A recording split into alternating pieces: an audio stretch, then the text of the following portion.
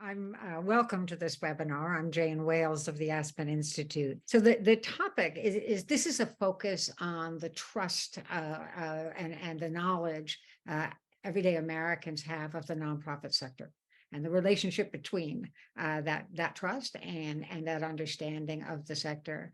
Joining us will be Una Silly, who heads up, does extraordinary research. As we all know, we all rely on it. And she oversees all research at the Lilly School of Philanthropy, which I guess it was the first academic institution to do this, but to focus exclusively on our sector. And so we've been relying on Una for a long time. And you also know her for sure for her annual Giving USA report and on trends in giving and volunteering. So we'll hear a tiny bit about that because we can't resist it.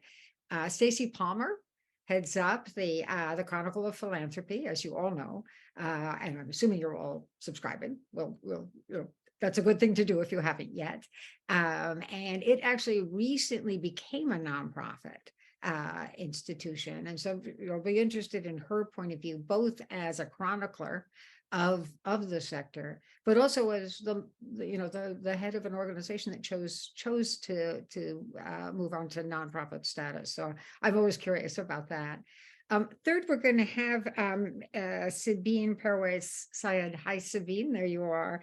And she heads up the Florida Nonprofit Alliance. And we particularly wanted to hear from Sabine because we want to know how this all lands locally in communities. What are the attitudes? What's the level of trust in local nonprofits, including community foundations? And then finally, Art Taylor will join us. Art heads up BBBY's Giving Alliance. Do I dare say this? He's been around in the sector as long as I have. So,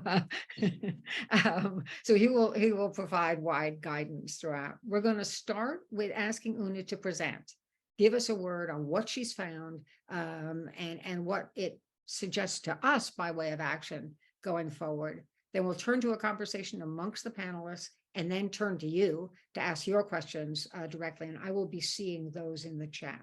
Let me just add one more thing, and that is that we've put the bios, the extensive bios of our speakers in the chat function. So feel free to check that out. Una. Thank you, Jane, and thank you to all the colleagues at the Aspen Institute and also at the Lilly Family School of Philanthropy who have brought this webinar to life. And I also want to take this opportunity to thank all of you who've joined us. We know that you are all busy. It's a busy time of the year, and we are excited to have so many of you joining us. So please, throughout the webinar, send in your questions, your comments, and also your ideas as we present this research. So without further ado, I'd like to just start by thanking also the Hewlett Foundation for funding this work. Their views are not represented here, but they generously provided the funding, and also give you a very quick overview of the study, the methodology, and the data. So today's quick presentation and overview is on what Americans think about philanthropy and nonprofits. This is a very timely question because, as we know, our world has seen unprecedented shocks, a global pandemic, a racial and social justice movement, and also levels of economic and financial uncertainty that continue to persist in communities across America. So this study examines public attitudes, awareness, perceptions, and also I guess, the future of philanthropy from everyday Americans. And we particularly took the time to survey Americans of all different backgrounds. So what you're going to hear today is based on a nationally representative survey of about 1,300 adults over the age of 18. And the study was conducted last year in the summer months, so in July and August of 2022. So let me just provide just a bit of context before we dive into the findings. And I have actually distilled the findings into 5 key takeaways for all of you. Why is this important? Let's start with that. Philanthropy and the nonprofit sector are a vital part of our society. The most visible role philanthropy provides is in the provision of public goods in all areas, whether it's disaster relief, education, healthcare, the arts, cultural institutions. Philanthropy is vital to social, civic, and economic life in the United States. And from a numbers perspective, the nonprofit sector includes over 1.8 million organizations. They reside in sectors as diverse as we've noted, as healthcare, education, climate, and so many other topics. But another compelling statistic is the number of Americans employed in the nonprofit sector, nearly 10.2% of private sector employment. That's on par with the manufacturing sector. Turning our attention to philanthropy, measured at the Giving USA Foundation and researched and written here at the Lilly Family School accounts for $480 billion. That's about 2% of GDP. In other words, when we look at the size and scale and complexity of philanthropy and the nonprofit sector, no other country in the world has as diverse and as extensive and comprehensive a philanthropic sector as the United States has. But maybe even beyond that, charitable nonprofits embody not just the provision of public goods, but opportunities for Americans to come together to serve, to build social capital, and ultimately to help drive change in their communities. So with all of this as a backdrop, and with so much changing both at the local and global level, this is an opportune time to ask, how well do Americans know the nonprofits in their communities? How aware are they about the role that philanthropy plays? And how much do they value perhaps the work that's being done by the nonprofit sector? And also, where do they see the challenges and the opportunities for the sector to serve its communities better? So that is really how we started thinking about the project. And I also want to thank my colleagues at the Lilly Family School, especially Dr. Chelsea Clark and John Bergdahl, who did the heavy lifting on the analysis, the data collection. We also worked with a very talented group of advisors throughout this project. So here, I'd like to just say this is the background, and now let's dive into the findings. And I'm going to focus on just 5 key findings, takeaways for all of you who've joined. The first key finding is a very, I'd say, hopeful and encouraging one. So let's start with the good news. The key finding here is that Americans see philanthropic giving as valuable. In fact, 2/3 of respondents feel that society as a whole benefits when individuals give. So let's celebrate this good news and pause here and just say that as a whole, Americans do view the philanthropic sector very favorably. And in fact, when we look more deeply into this, there is a high recognition of the importance of giving money, giving of time, and giving of talent. 80% of respondents said that in-kind giving to a 501c3 nonprofit organization was extremely valuable and important to them. And 3 out of 4 also felt that mutual aid, in other words, neighbors helping neighbors, was very or somewhat important. Now, as we think about philanthropy today, it's also broadening to include many more forms of giving. We used to talk about the 3 T's, giving time, talent, and treasure. Today, that definition has expanded, and we now talk about the 4 T's or even the 5 T's, giving time, talent, treasure, testimony, and even ties, using your network to advance a cause. When we look at this changing definition of philanthropy, we found that in general, it was actually younger Americans that embraced this more expansive definition of philanthropy. And that is really important to recognize. 4 out of 10 of our sample included giving ties as part of giving, but it was actually younger people, millennials, Gen Zs, and women that had these more expansive definitions of and views of what constitutes philanthropy. This is also a moment to recognize that the face of philanthropy itself is more diverse than it's ever been, and donors come from all different backgrounds. We did find that some of the bigger differences in who understands philanthropy more broadly tends to be the younger cohort of Americans.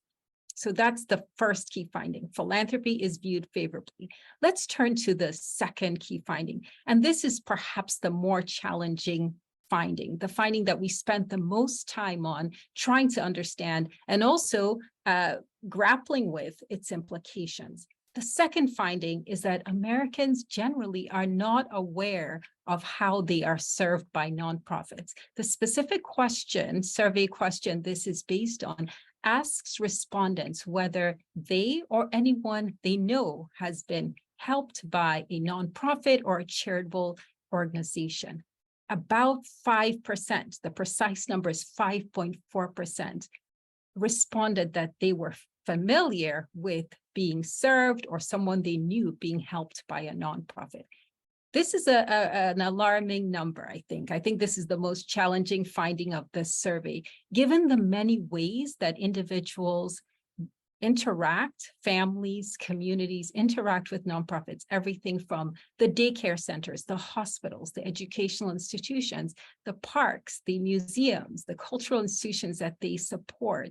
Many of those are nonprofit organizations. So I think the lack of awareness and also familiarity with nonprofits is certainly a point that all of us can take away and realize that there's work to be done. In general, we did a lot of digging into this finding, and here's what we found. Individuals who had been helped in the past, so lower income households, were more likely to say that they were aware of a nonprofit in their community or someone they knew had been helped by a nonprofit. So there was variation by income.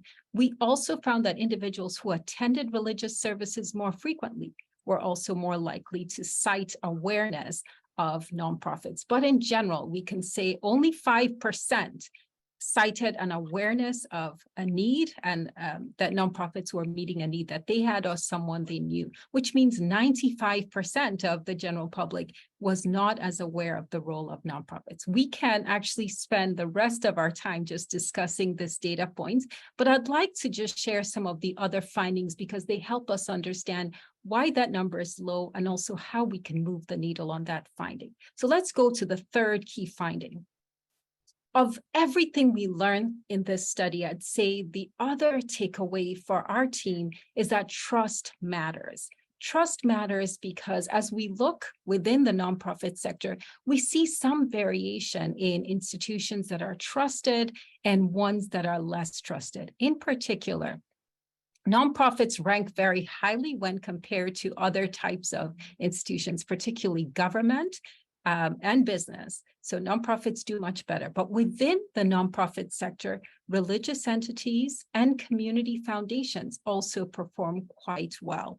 And so what we also learned is that in this era of declining trust, where the public trusts institutions much less. Here at the Lilly Family School, we've been studying trust in its many dimensions, but we've also looked at large national studies that have been conducted over time, such as the general social surveys, where overall our society is trusting institutions less, and younger Americans also have lower levels of trust than their counterparts in the older cohorts. So the big message here is that trust is the one variable we need to focus on as a nonprofit sector, building that trust. It is the glue that holds the sector together. Individuals give when they have trust in the organizations they support.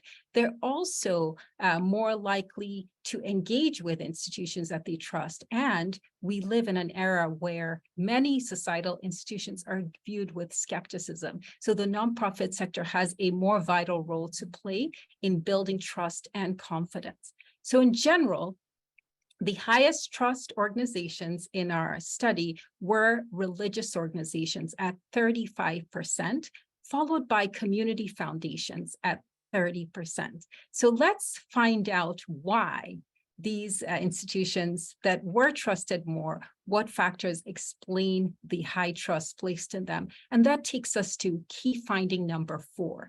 And I would describe the key finding number 4 in aggregate as proximity matters.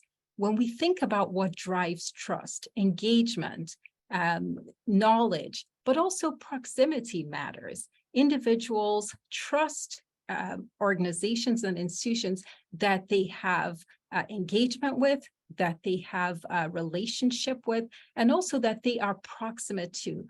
In particular, this reminds me of a very well-known quote from Brian Stevenson, the human rights activist and lawyer.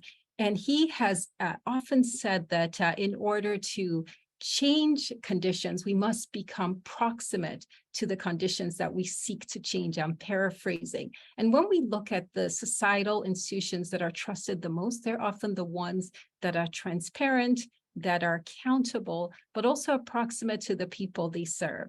And so when we look at our study, we find that religious organizations are very proximate to the people they serve. People are able to attend services frequently, engage with those institutions. In the same way, community foundations are also proximate. They are resident in communities, engaged with the communities they serve, and often very closely linked with different individuals in that community.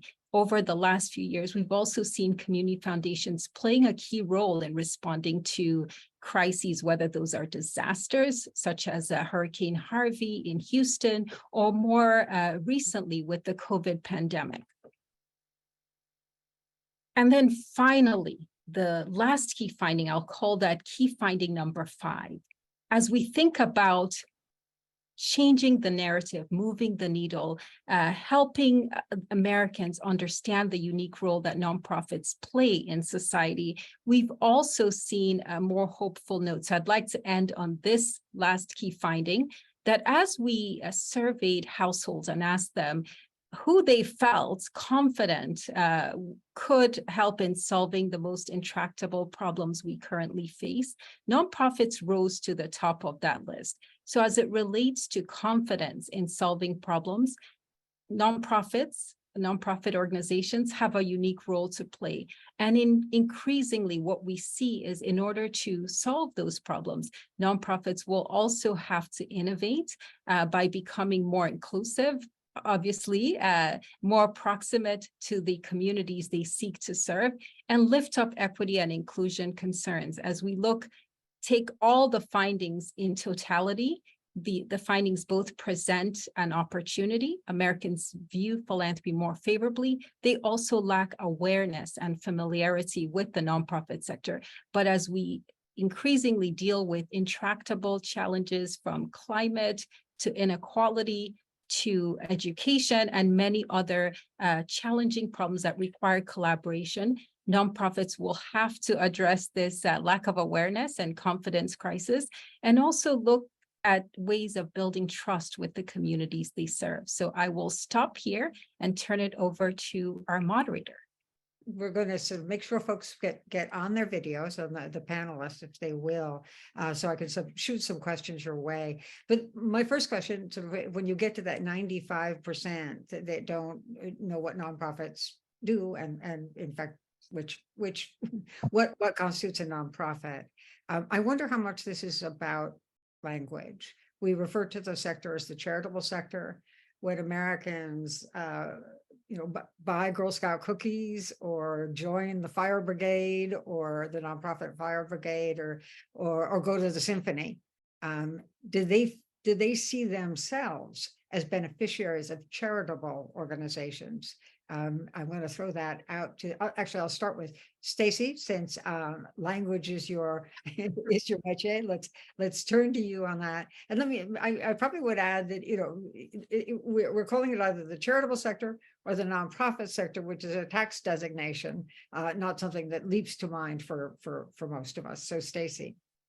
I do think some of it's language, but to me, the stunning part was that if 1 in 11 Americans works for one of these nonprofit organizations, then many of them don't even know that their check comes from a nonprofit organization. So I would have expected the numbers to be higher just based on that one thing, that so many of us work for charitable, nonprofit, whatever way we want to talk about the social sector.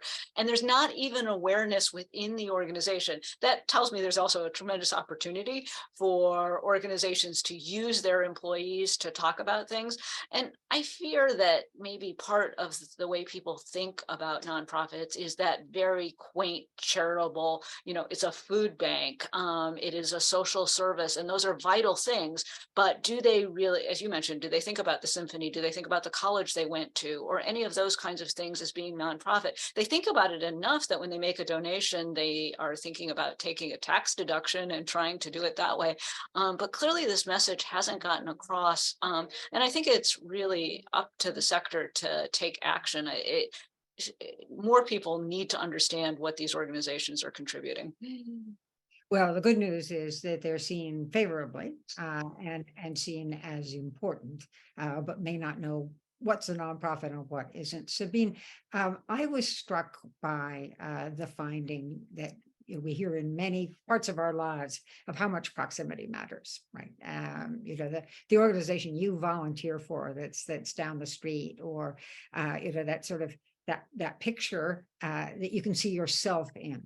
Right? You can see yourself as part of that nonprofit organization. What are you finding in your community and in communities more broadly, Sabine? Yeah, I would say that I'm also not surprised, because marketing and communications are usually not top budgetary items for nonprofits. They're thinking about servicing the clients, the communities that they are in, and not necessarily have the discretionary funds available for this. So sharing the impact, sharing what they're doing in the community is not always top of mind, especially for small grassroots organizations. And then the other piece of it is the donor reluctancy to fund these issues, which sometimes goes into overhead. And so if that is not something that they're getting donations for to advance their missions and their work, it's leading to the greater community not knowing what it is a nonprofit's accomplishing. And I think Stacy made an interesting point as well around, people do think of safety net organizations as nonprofits, not necessarily only, outside of that scope as well, and how much of that is included within the sector. And I think we all need to get behind a campaign to make sure that there is some awareness building, because no one organization can do it alone. Right. So it's on this focus on community. What we've learned from the Urban Institute, a recent study in there, that it's a longitudinal study, so we'll see it sort of over 4 years. With a drop off in a number of individual donations, that it is the community-based sort of people serving nonprofits that have suffered the most, in part because they live close to the bone to begin with. But it's interesting sort of dichotomy between who is getting funded and who is trusted in this instance. I mean, I'm talking about the period of COVID, so not talking about forever. But if you have thoughts on that, jump in. And because there are lots of head nodding, Sabine or Stacy. Okay, let me go to Art for a minute, because Art's been involved in a sort of donor trust study that's been out there. There's a 2022 study. To what degree, Art, does this correspond with, add to, challenge the findings we've just heard?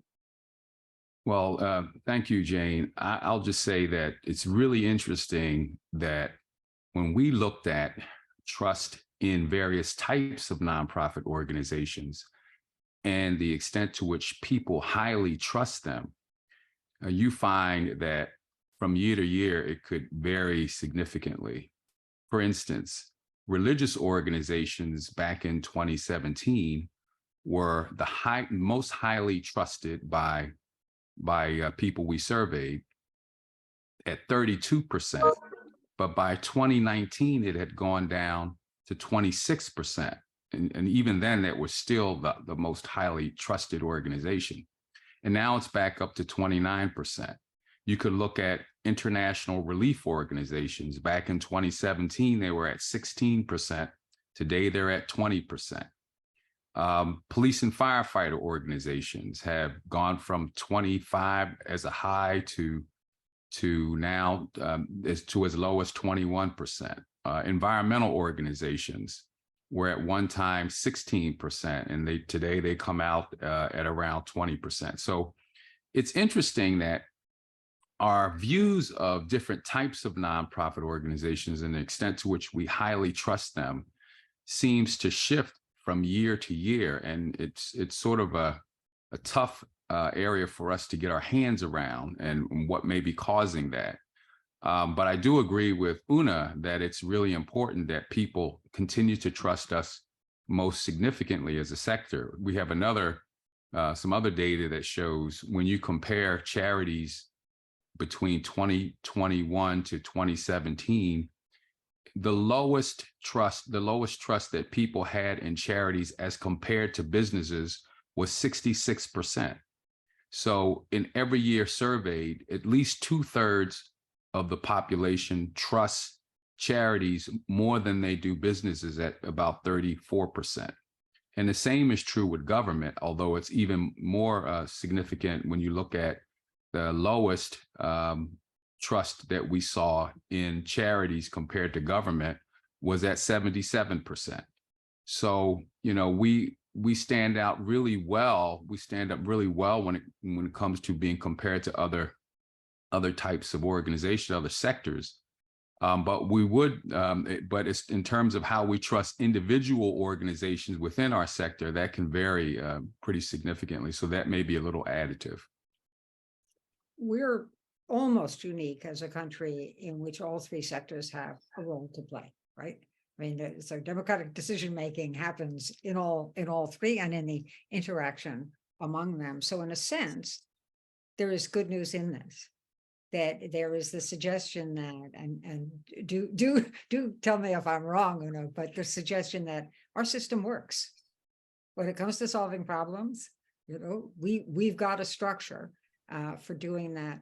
So Stacey, obviously this has something to do with how the nonprofit sector is covered, whether it's covered at all, how it's covered, what story is being told there.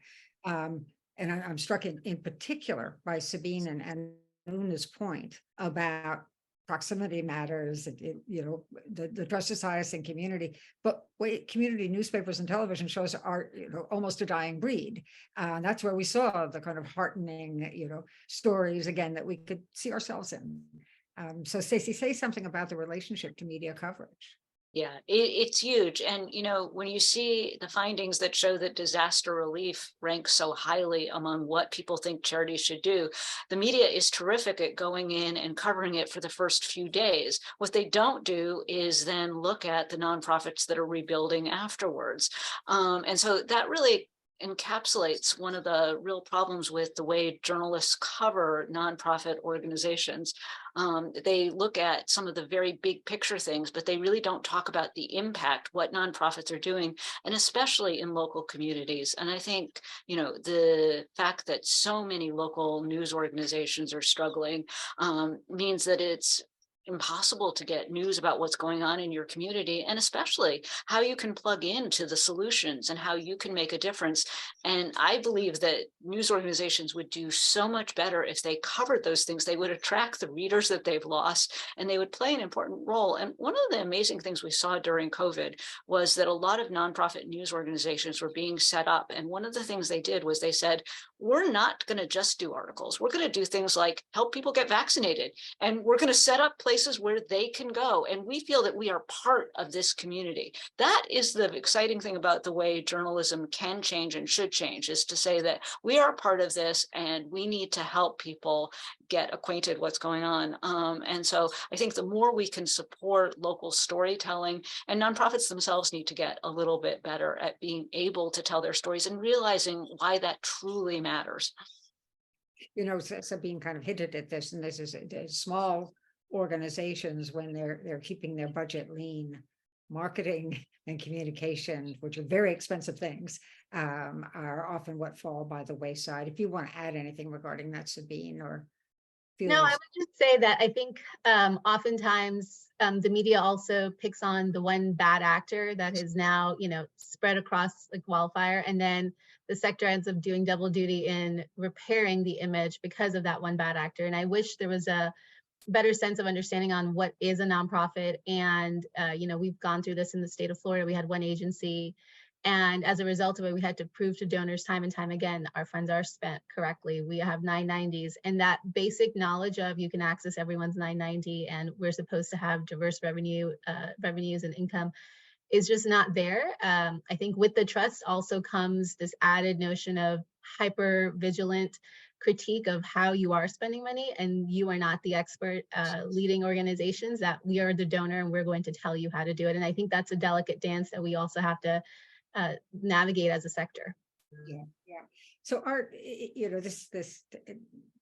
what we're learning from Una's research about millennials and Gen Z is that they are, and it's not only them, but they are reimagining philanthropy. They're reimagining volunteerism. They're reimagining our sense of community. Very different ways. So GoFundMe campaigns are one of your ways. Mutual aid associations that are spontaneously formed is a way to volunteer.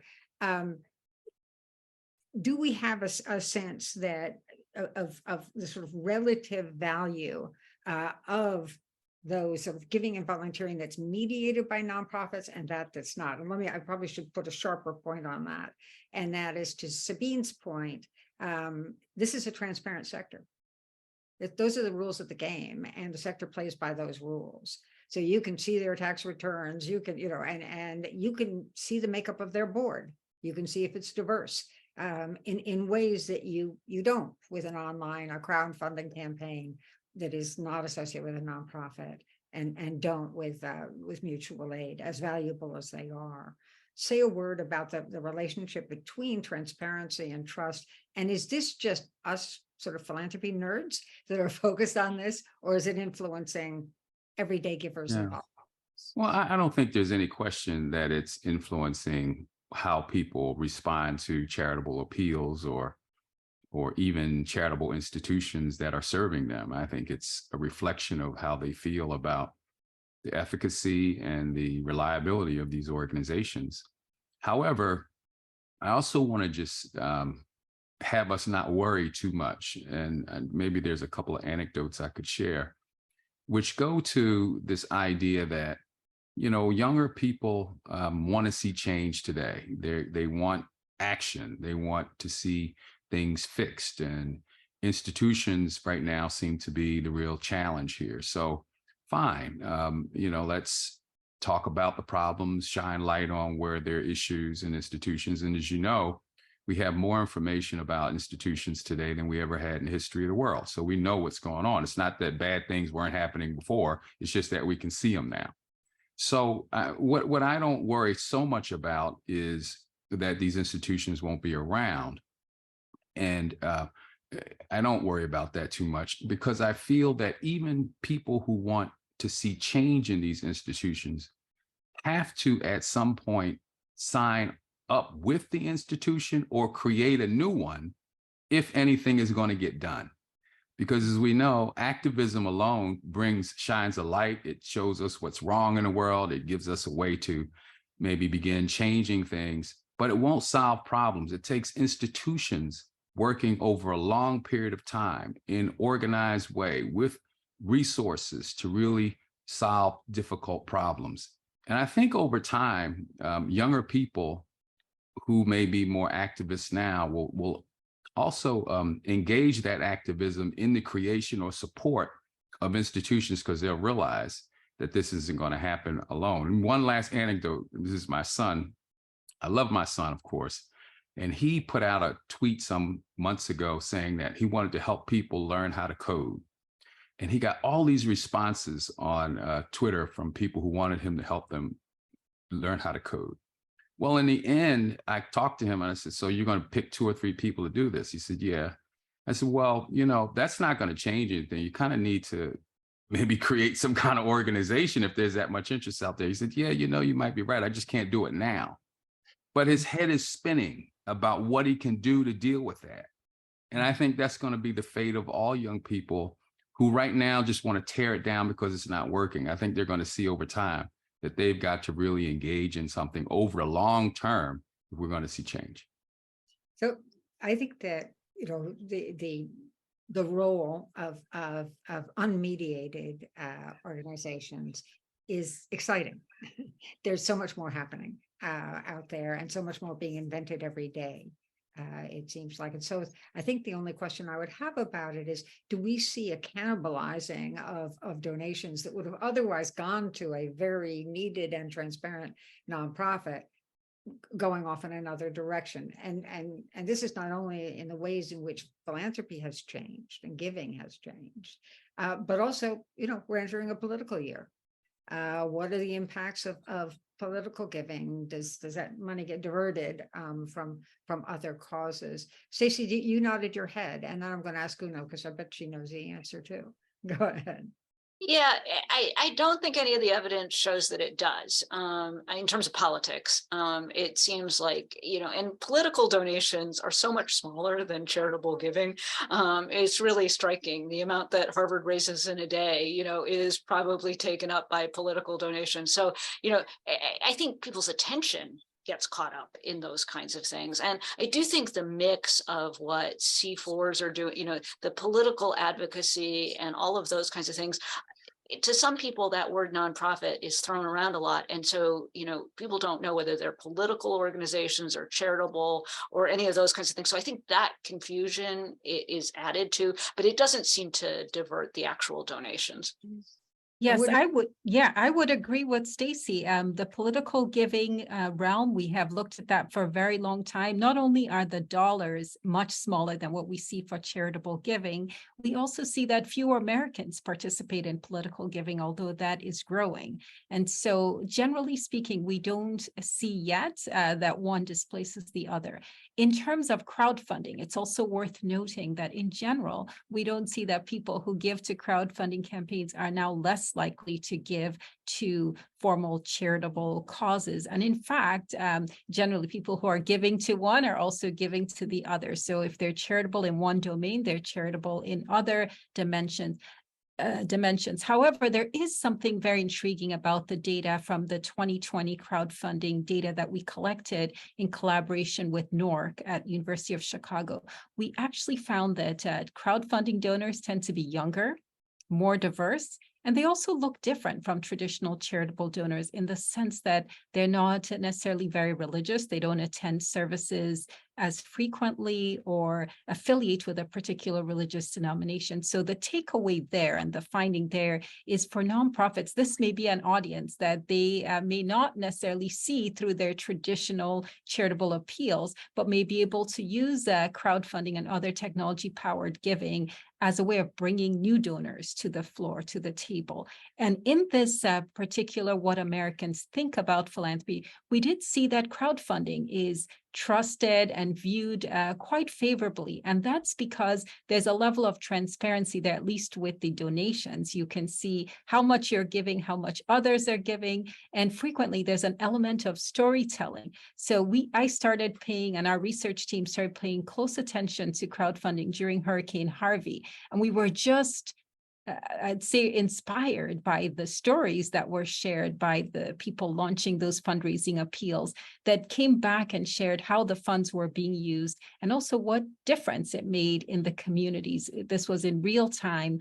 And if you recall, J.J. Watt, the football player, raised over $40 million on You Caring, which was then purchased by GoFundMe. And he eventually started a foundation using those funds. So that's a good example of how institutional forms can change. But ultimately, what made crowdfunding so compelling, it had the elements of that proximity, because there was the storytelling that allowed you to see how your funds were being used and how the families that were affected were going to benefit from those resources. Jane, can I just add, I also think the crowdfunding is a matter of accessibility. I think GoFundMe released a report last week. They're saying 34 million people gave $5 billion to both individuals as well as organizations. And I think it goes to Una's research going, 1 in 3 only see themselves as philanthropists. And I think that word means something very specific to the common public, whereas most of us are generous, and we would say that we're generous. And I think it's also revamping what is a philanthropist, who is a philanthropist, and GoFundMe allows that accessibility to anyone, no matter their net worth. And I think that is something that is exciting and does bring a lot of optimism.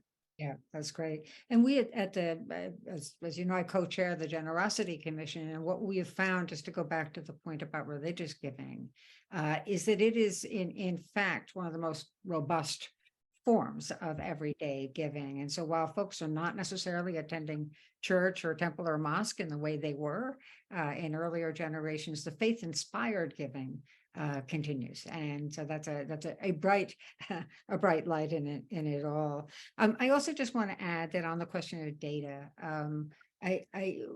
we are in the process of learning about the giving and the volunteering that's not mediated by nonprofits. And so the whole sector, we are all benefiting from the kind of research that the Lilly School does under Una's leadership of their research. But also Giving Tuesday is trying to capture, give us a baseline of what unmediated giving looks like, so that we can look forward and see what the trend lines are. What I'm going to do is turn to the audience and encourage you to post your questions. I failed to note, but I see my team didn't fail to note that we've had closed captioning for all of this. And so please do take advantage of that. I find one question is how can nonprofits effectively build collaborative relationships with the media, and how to maintain those relationships. So I'm going to start with Stacy, but I actually think Sabine and Art and Una will have a lot to add. So Stacy.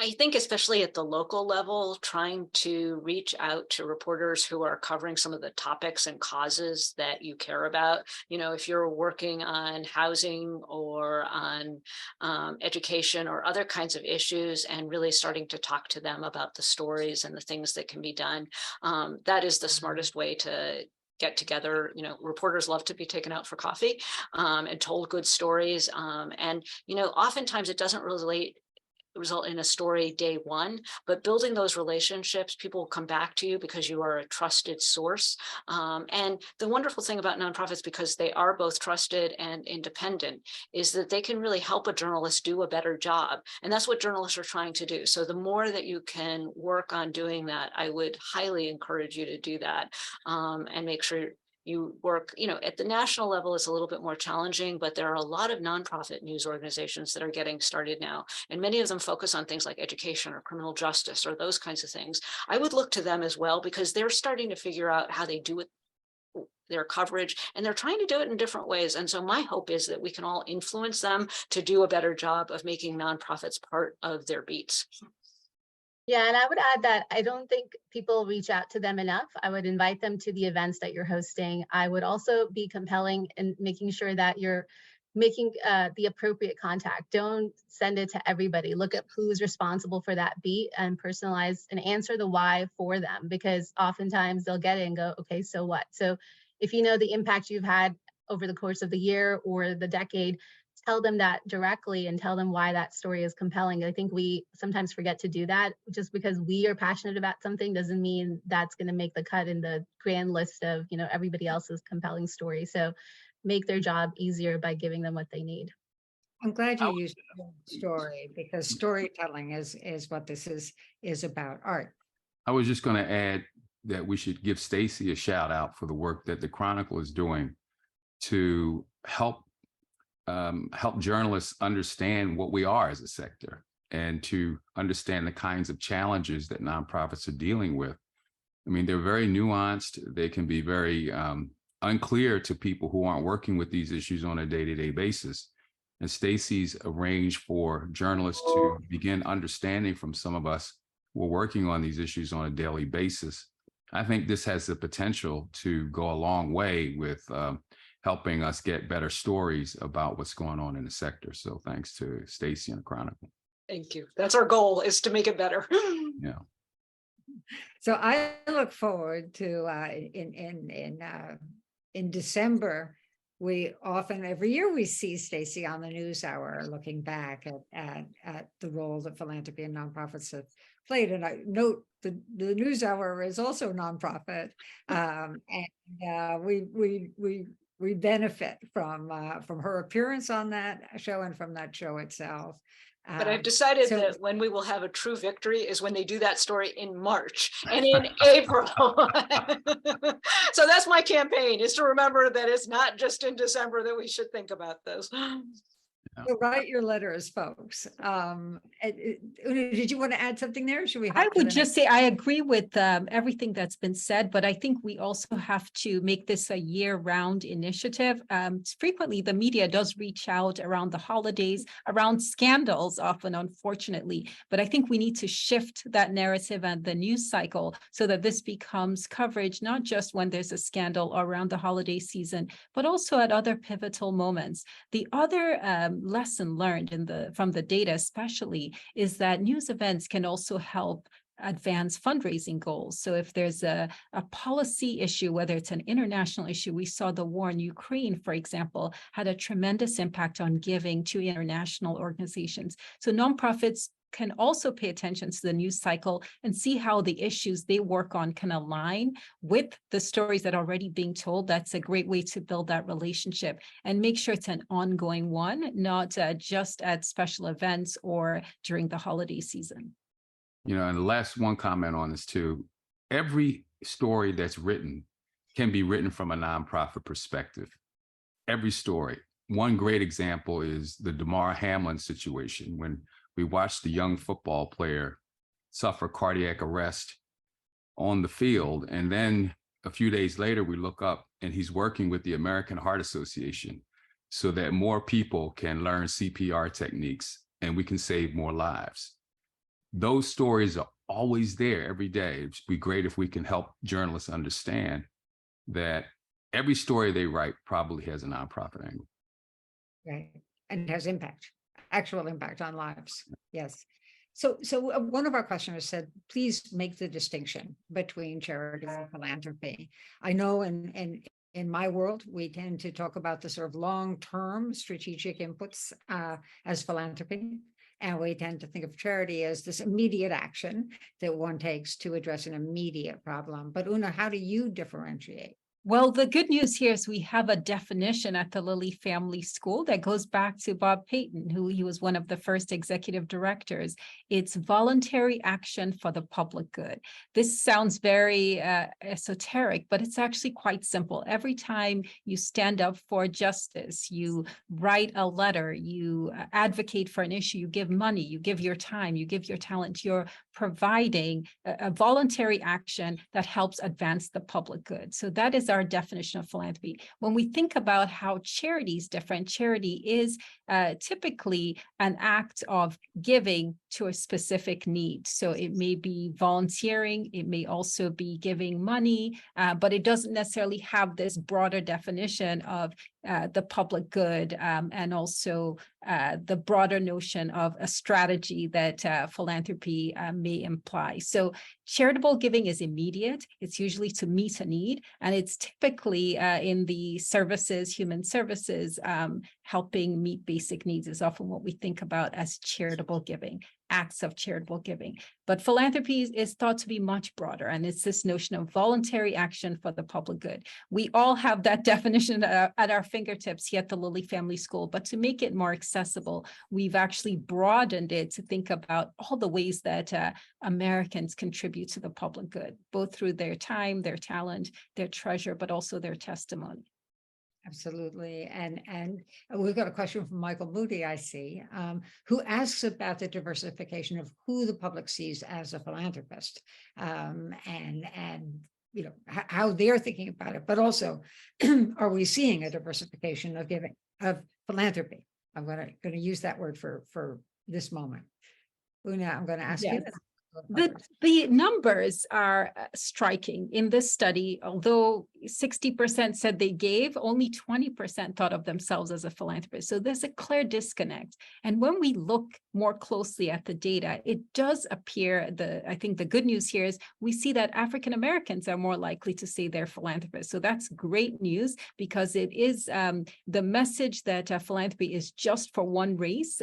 Hopefully it has been debunked at this point, and philanthropy is accessible to everyone. One of our goals through our research at the Lilly Family School is really to help the general public understand that philanthropy itself is diverse, that Americans of all different backgrounds give, and that philanthropy knows no race or ethnicity. In fact, in the analysis, race is not statistically significant. In other words, once we account for income, education, and wealth, we find that most of the racial and ethnic differences tend to disappear. So I think that's the good news, but we have a lot of work to do. You can see that gap between the 60% and the 20% that think of themselves as philanthropists. We want more people to embrace that notion. And the Women's Philanthropy Institute here at the school has a wonderful video, if you haven't seen it yet, called I Am a Philanthropist. And it's been a game changer for many women who are donors and who are powerful philanthropists in their own communities, but may shy away from that label. But there is a certain community and sense of belonging that comes from saying, I am a philanthropist, I'm a donor, I'm supporting this cause, and using your voice and your platform to help share that news. You know, I want to say that I'm a member of my Women's Giving Circle here in Northeast Florida, and part of our mission is to make members strategic philanthropists for that very reason. And I think the other thing I wanted to add is, as nonprofit organizations, we also have to do our part here. We've been going after the same high net worth donors and then emulating this notion of who is a philanthropist, when in reality, we used to have equal giving across all incomes in our society. And that is a reminder on we have to keep everybody in our purview. And just recently, I learned of a volunteer at a local animals rights organizations. She'd been volunteering for 7 years, and no one had expected, but they're just going through their capital campaign, and she gave them $1 million last week. And so you just don't know, and you cannot assume anything about anyone. Yeah. And I will say about economic brackets, to go back, is that the poor have always given. And given generously and volunteered generously, because they're seeing the problems right before their eyes and they seek to address them. And mutual aid has been a very big part of the role of the poor.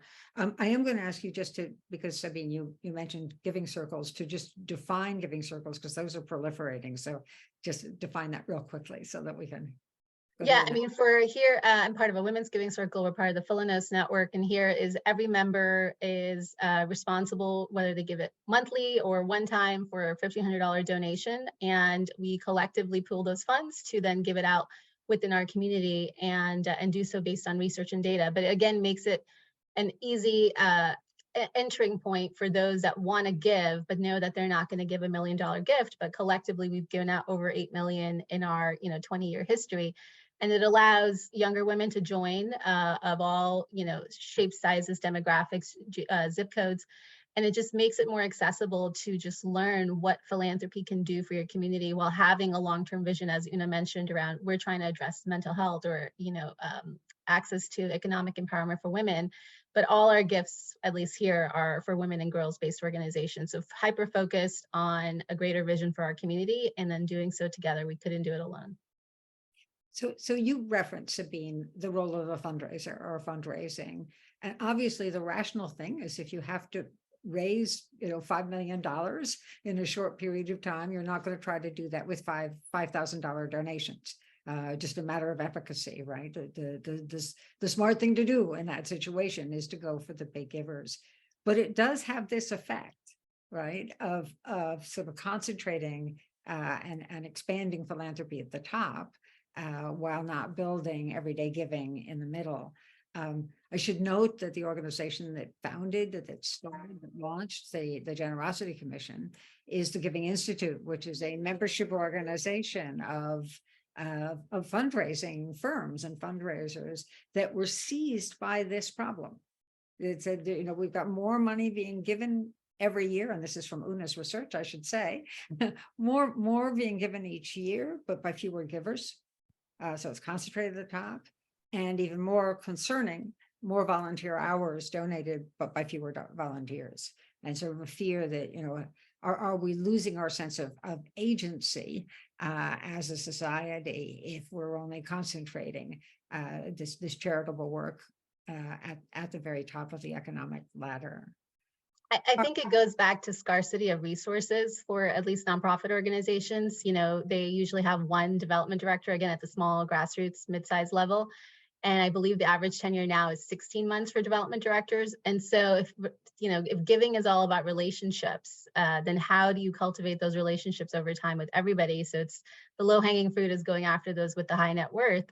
We were lucky as a state to be able to partner with Una working in giving in Florida. And what that research showed is, under 45, think about giving very differently than 65 and over, which means you can't have a one size fits all approach for development.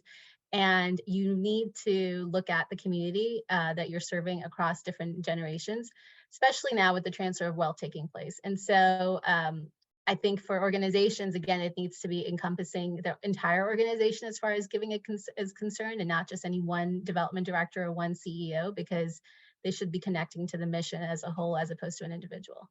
Yeah, it is alarming though, the turnover. It's a hard job. Mhm. The expectations are high because the needs are great. So you can imagine this. But I just wanted to put in that fundraising organizations are as concerned about this as the rest of us. Una, we're close to the end. So I'm gonna not the end, but the end of this webinar. Didn't want to be really scare you.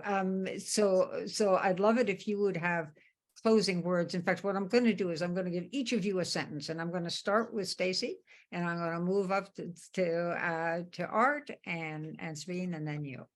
So real quick, Stacy, do you have a closing word for us? With all that trust that people have in nonprofits, let's tell the story better and demonstrate what kind of impact every organization is having. I think together we can all make a big difference. So let's go for it. All right. Remember that this is always about hope, and we have to keep shining a light on the work that's going on and telling the stories so that people don't give up and that their hope continues to flourish. Sabine. I would say don't get caught up in just doing the work. Remember to share the impact of your work and bring others along and celebrate with them. Una.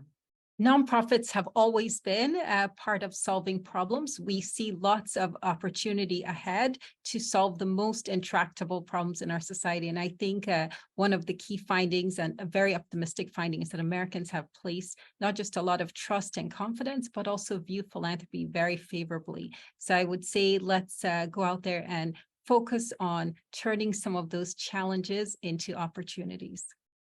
Thank you so much. And thank you. We have literally hundreds of people tuning in for this conversation, which tells you it's just one of the many indicators that the work all of you do. So thank you for engaging, for those who've tuned in. Thank you, Jane. Thank you, Jane.